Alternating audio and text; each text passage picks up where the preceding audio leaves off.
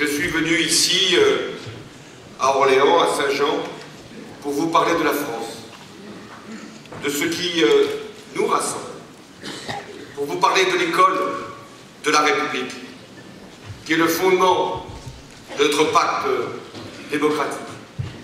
En France, il n'y aura pas de reprise économique durable s'il n'y a pas un investissement dans l'école.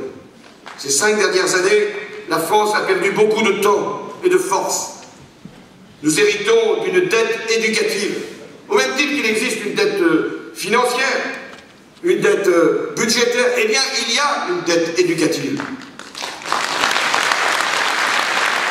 L'encadrement scolaire, notamment dans les écoles qui cumulent le plus de difficultés sociales, familiales, territoriales, au moment clé de la scolarité, eh bien, l'encadrement scolaire sera là encore renforcé dans ces quartiers-là.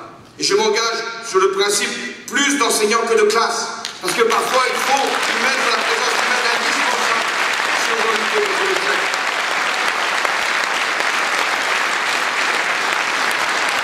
Et dans ces classes-là, les classes charnières, les classes décisives, ce seront les enseignants les plus expérimentés qui seront affectés, et pas les plus jeunes, qui sont parfois pas armés pour affronter ces difficultés.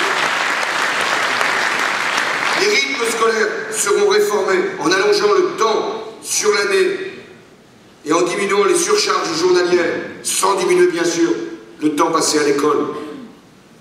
Il y aura aussi la fin des évaluations permanentes qui aujourd'hui accablent les professeurs et qui reproduisent les statistiques.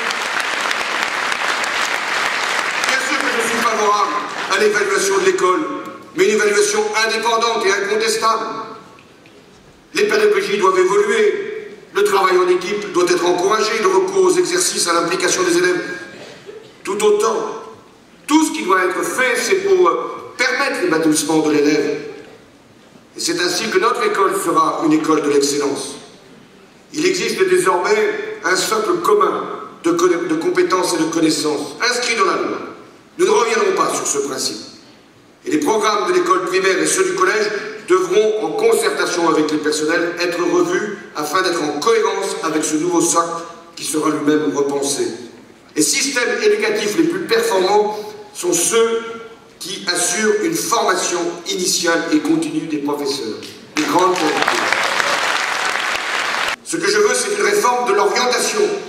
C'est nécessaire pour respecter le premier choix, pour permettre de garantir un second choix, pour faire qu'il y ait de la mobilité, qu'aucun destin ne soit